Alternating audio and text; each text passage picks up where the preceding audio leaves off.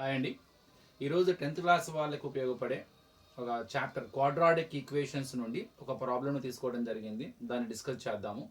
ఇక్కడ ఒక సిచ్యువేషన్ ఉన్నది. ఆ సిచ్యువేషన్ని సాల్వ్ చేయడానికి మనం ఈ క్వాడ్రాటిక్ ఈక్వేషన్స్ ఉపయోగించుకొని ఎలా సాల్వ్ చేస్తామన్నది చూద్దాం. ఏంటి ఆ ప్రాబ్లం ముందు. A motor boat heads upstream a distance of 24 kilometer on a river whose current is running at 3 km per 1 hour. The trip up and back takes 6 hours. Assuming that the motor boat maintained a constant speed, what was its speed? Once again, so a motor boat heads upstream a distance of 24 km on a river. Okay, river lo water flow అవుతూ ఉంటుంది కదా, దాని stream అంటాం. Flow of the water is nothing but stream. 24 kilometre travel చేస్తూ ఉందన్నమాట heads. So ఎదురుగా కావచ్చు, లేకపోతే దాంతోపాటు కావచ్చు, అప్ స్ట్రీమ్ కానీ డౌన్ స్ట్రీమ్ కానీ, మొత్తం టోటల్ అప్ స్ట్రీమ్ అంటే ఇక్కడ నుంచి అవతలకి వెళ్ళడానికి పట్టే ఒక certain distance of flow of water అది. సో ఎంత డిస్టెన్స్ వాటర్ ఫ్లో అవుతుంది, 24 కిలోమీటర్ ట్రావెల్ చేస్తున్న ఒక స్ట్రీమ్ అది. సో అందులో ఆ వాటర్ ఎంత స్పీడ్తో వాటర్కి మరి ట్రావెల్ అవుతుంది అంటే, ఫ్లో అవుతుంది అంటే దానికి ఒక సర్టెన్ స్పీడ్ ఉంటుందిగా. ఎంత స్పీడ్తో ట్రావెల్ అవుతుంది అది? 3 kilometre per 1 hour. 3 kilometre per 1 hour. So అంత స్పీడ్తో అది ట్రావెల్ అవుతూ ఉంది. The trip up and back takes, మరి వెళ్ళడానికి మళ్ళీ తిరిగి రావడానికి ఒక 24 కిలోమీటర్స్ ట్రావెల్ చేస్తున్న ఒక స్ట్రీమ్లో ఈ మోటార్ బోటు ట్రావెల్ అవుతూ ఉందమ్మా. సో వెళ్ళి రావడానికి, ఇప్పుడు ఎదురుగా వెళ్తే అప్ స్ట్రీమ్ అంటారు, మరి వెళ్ళి తర్వాత తిరిగి వస్తూ ఉంటాం. అంటే ఫర్ ఎగ్జాంపుల్ వాటర్ ఏ డైరెక్షన్లో అయితే ఫ్లో అవుతుందో దానికి ఆపోజిట్గా ట్రావెల్ అయితే అప్ స్ట్రీమ్ అంటాము. లేదు తిరిగి వచ్చేటప్పుడు వాటర్ ఏదైతే ఫ్లో అవుతుందో అదే డైరెక్షన్లో వస్తాం కాబట్టి దీన్ని డౌన్ స్ట్రీమ్ అంటాం. సో అసలు మొత్తం total distance, how much distance it is travelling, total stream is flowing 24 kilometre. వెళ్ళడానికి రావడానికి మొత్తం పట్టిన టైం 6 అవర్స్ అంట. Assuming that the motor boat maintained a constant speed. So ఈ ట్రావెల్ చేసేటప్పుడు మోటార్ బోట్ కాన్స్టెంట్ స్పీడ్ని మెయింటైన్ చేస్తుందని అజ్యూమ్ చేసుకోమంటున్నాడు. ఏమంటాడు ఇప్పుడు? What was its speed. ఇక్కడ స్పీడ్ అంటే ఎవరిది? సో బోట్ యొక్క స్పీడ్ కనుక్కోవాలి. సో వాటర్ యొక్క స్పీడ్, మొత్తం టోటల్ డిస్టెన్స్ ఎంతమ్మా? 24 కిలోమీటర్. ఇది స్ట్రీమ్ అన్నమాట. Stream flowing 24 kilometre. తర్వాత వాటర్ యొక్క కరెంట్ అంటే flow of the water. Current యొక్క వాటర్ అంటే వాటర్ ఎంత స్పీడ్తో ట్రావెల్ అవుతుంది? 3 కిలోమీటర్ పర్ 1 అవర్. వెళ్ళి రావడానికి ట్రిప్ అప్ అండ్ బ్యాక్ ఎన్ని అవర్స్ పడుతుందంట? 6 hours. So by using these 3 things we have to find out the speed of the boat. చూద్దాం, ఇది ఒక ఇంట్రెస్టింగ్ క్వశ్చన్. మరి ఈ క్వశ్చన్ మనం సాల్వ్ చేయడానికి సో క్వాడ్రాటిక్ ఈక్వేషన్స్కి ఈ సిచ్యువేషన్కి అసలు ఏంటి రిలేషన్ అనేది చూద్దాం. మీకు అర్థం కావడం చిన్న బొమ్మ వేస్తాను చూడండి. ఇది వాటర్ అనుకోండి, ఇది స్ట్రీము. సో వాటర్ ఇలా ఫ్లో అవుతూ ఉంది, మన stream is flowing. Total distance ఎంత? 24 కిలోమీటర్ అని పెట్టుకోండి. సో ఇందులో ఒక బోట్ ట్రావెల్ అవుతుంది ఇందులో. ఓకే, సో వాటర్ స్పీడ్ ఇచ్చేసాడు. ఎంత స్పీడ్తో ట్రావెల్ అవుతుంది ఇది? 3 kilometre per 1 hour. Okay, total వెళ్ళి రావడానికి trip up and back 6 hours పట్టింది. The trip up and back, వెళ్ళి రావడానికి 6 అవర్స్. అయినా దీని స్పీడ్ ఎంత? దీని స్పీడ్ మనకు తెలియదు కాబట్టి speed of the boat in still water, జనరల్గా దాని యొక్క speed x kilometre per 1 hour అనుకుందాం. Always speed measures in kilometer per 1 hour. 1 అవర్కి మనం ఎన్ని కిలోమీటర్స్ ట్రావెల్ చేస్తామో అదే మన స్పీడ్ అవుతుంది. సో ఇక్కడ 1 అవర్కి అది x కిలోమీటర్ ట్రావెల్ చేస్తుంది అనుకుంటే, so we get x kilometre per 1 hour, that is speed of the boat. ఇక్కడ హింట్ ఏంటంటే టైం ఏంది? అది వెళ్ళి రావడానికి పట్టిన టైం ఎంత? 6 అవర్స్. ఈ హింట్ని మనం వాడుకోవాలి.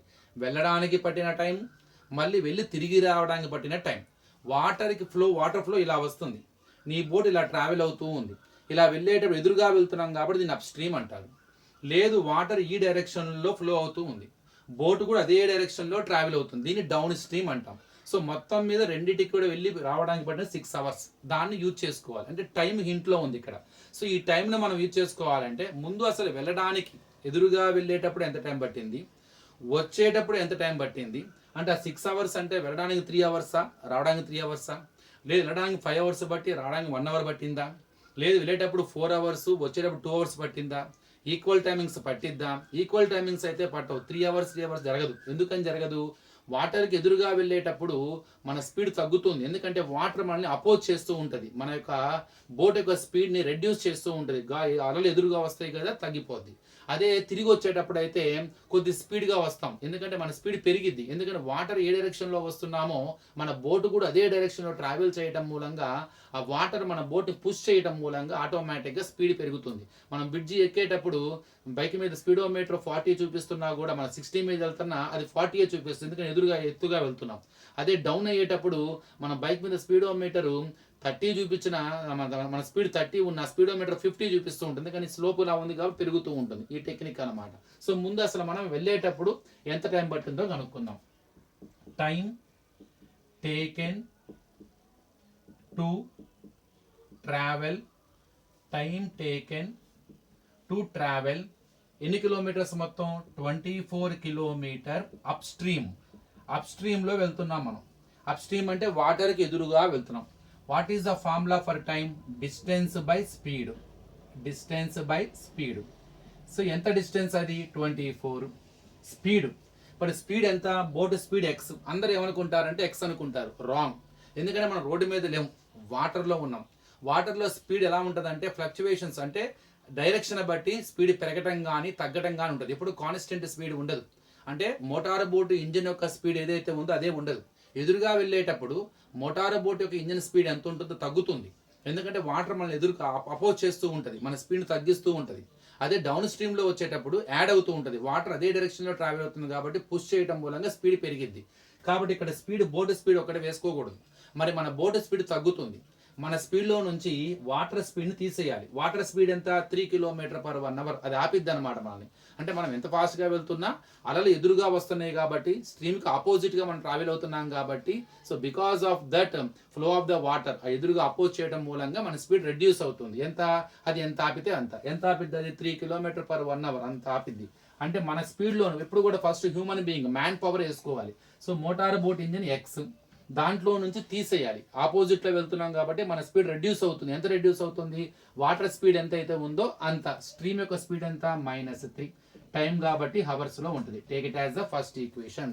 So it is the time taken to travels 24 kilometre in up stream. అమ్మ అప్ స్ట్రీమ్ వెళ్ళేటప్పుడు ఎంత టైం పట్టింది? ఇక్కడ నుంచి ట్రావెల్ అవడానికి ఇంత టైం పట్టింది. 24/x-3.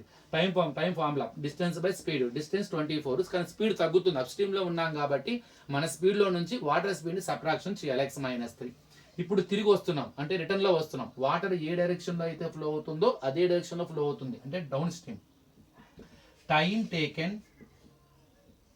Taken to travel same distance 24 kilometre down stream. ఇప్పుడు డౌన్ స్ట్రీమ్ సేమ్ టైంకి ఫార్ములా ఏంటి? Distance by speed.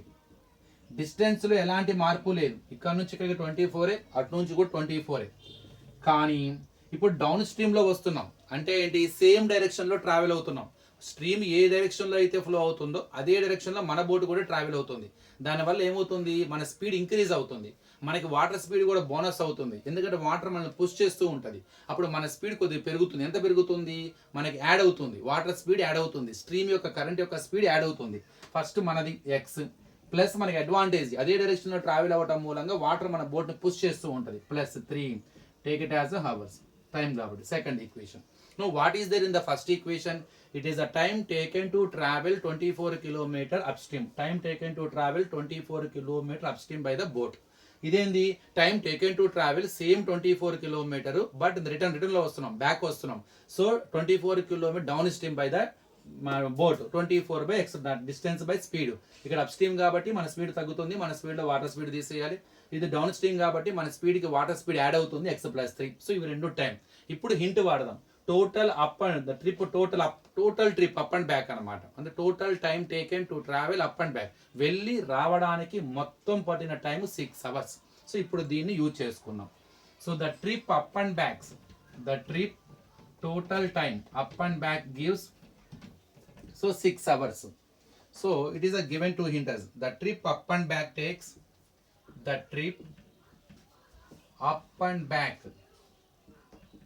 takes 6 hours. What does it mean?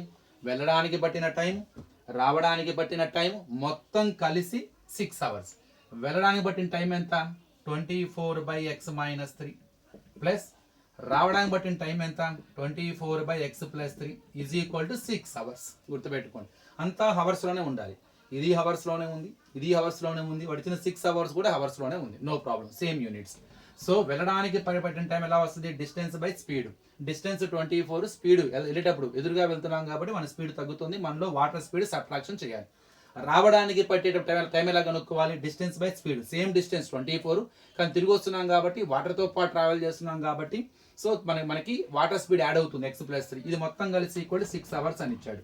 So total is equal 6. ఇక దీన్ని సింప్లిఫై చేస్తే మనకి x వాల్యూ వచ్చేస్తుంది. x అంటే బోట్ యొక్క స్పీడ్ వచ్చేసినట్టే.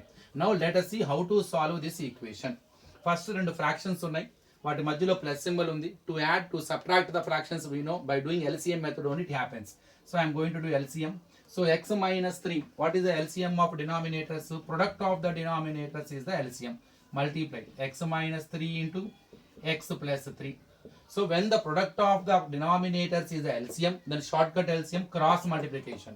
ఎప్పుడైతే డినామినేటర్స్ ని మల్టిప్లై చేసి మీరు LCM ఫైండ్ అవుట్ చేశారో అప్పుడు సింపుల్ గా క్రాస్ మల్టిప్లై చేయండి. 24 ఇంటూ x ప్లస్ 3 ప్లస్ ఇక్కడ 24 into x minus 3 is equal to 6. Do multiply 24 x plus 3. Multiply 24 with every term of the bracket. It is a monomial, it is a binomial. 24 into x 24x, 24 3s are 72, 24 into x 24x, 24 3s are 72, and multiply these two binomials. Before multiplying them, once you observe the both binomials, both brackets are having same terms, x 3, only the symbol between them is different. I can say that both brackets are in the form of a plus b into a minus b. The formula for that a square minus b square. So to multiply these two brackets, we have the chance to use the formula a plus b into a minus b, that is a square minus b square. What are the terms are there in the brackets? They are a and b. One is x a, another one is 3, that is b. Answer a square minus b square. A square ante x square, b square 3 square is equal to 6. Just ఇవి రెండు multiply చేయడానికి నాకు formula అవకాశం ఉంది, ఎందుకంటే they are in the form of a plus b into a minus b. Both brackets are having same brackets, అన్నిట్లో ఒకటే terms ఉన్నాయి, ఒక మధ్యలో మైనస్ ప్లస్, కాబట్టి a square minus b square formula వాడేసాను అవి మల్టిప్లై చేయడానికి. న్యూమరేటర్స్లో చూడండి, ప్లస్ 72 మైనస్ 72 క్యాన్సిల్, ఎందుకని 72 minus 72 0. 24x plus 24x 48x by x square, 3 square అంటే 9 is equal to 6. So no denominator means 1. ఇక్కడ మనం ఇంకేం చేయలేం, ఎక్స్ స్క్వేర్ని 9ని సబ్ట్రాక్షన్ చేయలేను, ఇందులో ఉన్న వాటిలో డివైడ్ చేయలేను. ఇక్కడ ఒక ఫ్రాక్షన్, ఇక్కడ ఒక ఫ్రాక్షన్, ఇంకేం చేస్తాం, cross multiplication. When we have the simplified fractions on both sides, simply you do cross multiplication. Let us start. 6 of x square minus 9 is equal to 48x 1s are 48x. Actually ఇప్పుడు 6 లోపలికి multiply చేయాలి నేను. 6 into X square 6x square 6 9s are 54. కానీ ఒక చిన్న doubt వచ్చింది, ఇక్కడ ఒక చిన్న ఆలోచన వచ్చింది. నేను కనుక ఇప్పుడు 6th టేబుల్లో ఈ 48ని 6 డివైడ్ చేస్తుంది, ఇంటూ ఫామ్లో ఉన్న 6 యువతలకు వస్తే బై ఫామ్ అవుతుంది, 6 8s are 48. సింప్లిఫై చేసే అవకాశం ఉన్నది కాబట్టి I got idea to send into form 6 changes by form.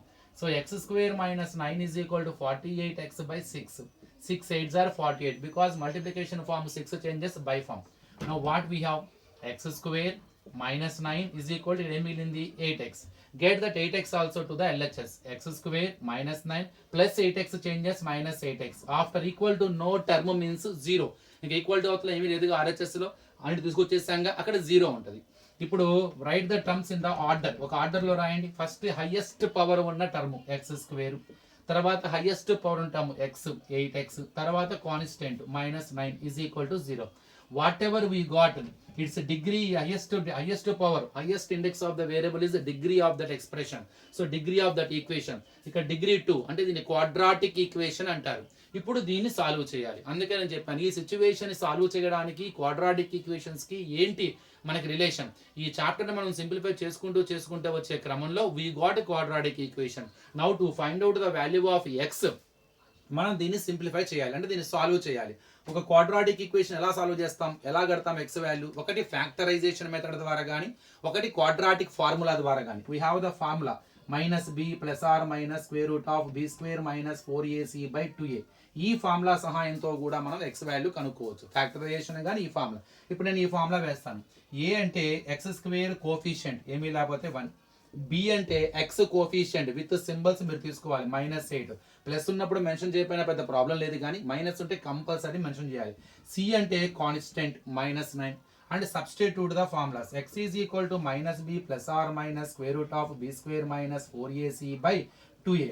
I want to substitute -b, ఫార్ములాలో మైనస్ ఉంది, ఇక్కడ bకి మళ్ళీ ఇంకో మైనస్ ఉంది, -8 plus or minus square root of b square minus 8 whole square minus 4ac, 4 into a into C, 4 into a అంటే 1 అమ్మ into C అంటేనేమో -9 by 2a, 2 into 1.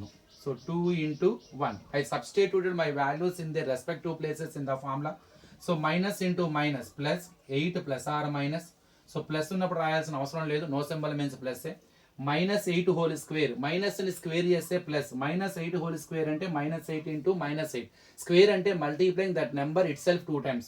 Minus into minus plus అయిపోతుంది, 8 8s are 64 వస్తుంది. ఇక్కడ కూడా చూడండి -4 into 1 into -9. First symbol multiply చేయండి, minus into minus plus. So 4 1s are 4, 4 9s are 36. So by 2 1s are 2. So what I got here 8 plus or minus square root of 64కి 36 add చేయండి, 100 by 2. So finally root 100కి root ఎంత? ఏ నెంబర్ని square చేస్తే 100 వస్తుంది, 10ని square చేస్తే 100 వస్తుంది, 10 10s are 100. కాబట్టి x is equal to 8 plus or minus 10 by 2. 10 is the square root of 100, 100కి స్క్వేర్ రూటే 10. Split it into 2 parts. Here we get 2 cases, ఎందుకని ప్లస్ ఆర్ మైనస్ అన్నాడుగా. So x is equal to 8 plus 10 by 2, అది ఒక case. x is equal to 8 minus 10 by 2, it is second case. Here we have 2 ways to find out the value of x, because in the formula we have plus or minus. So use the plus symbol one time and use a minus symbol. In this case we get 18 by 2, so 2 9s are, so x is equal to 9. And in this case we get -8 minus 10 2, but bigger value symbol minus, so -2 by 2, 2 1s are, so x is equal to -1. Which value can be taken as the, what is x according to our assumption at the beginning? So the x value is whatever x we assumed, that the speed of the boat.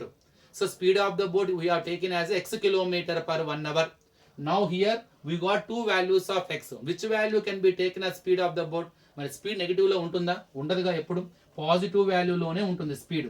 కానీ ఇక్కడ మనకి negative value వచ్చింది, positive వచ్చింది, negative తీసుకోవద్దు కాబట్టి speed cannot be negative, speed cannot be negative కాబట్టి so let us take positive value of x. So what is x value, ma'am?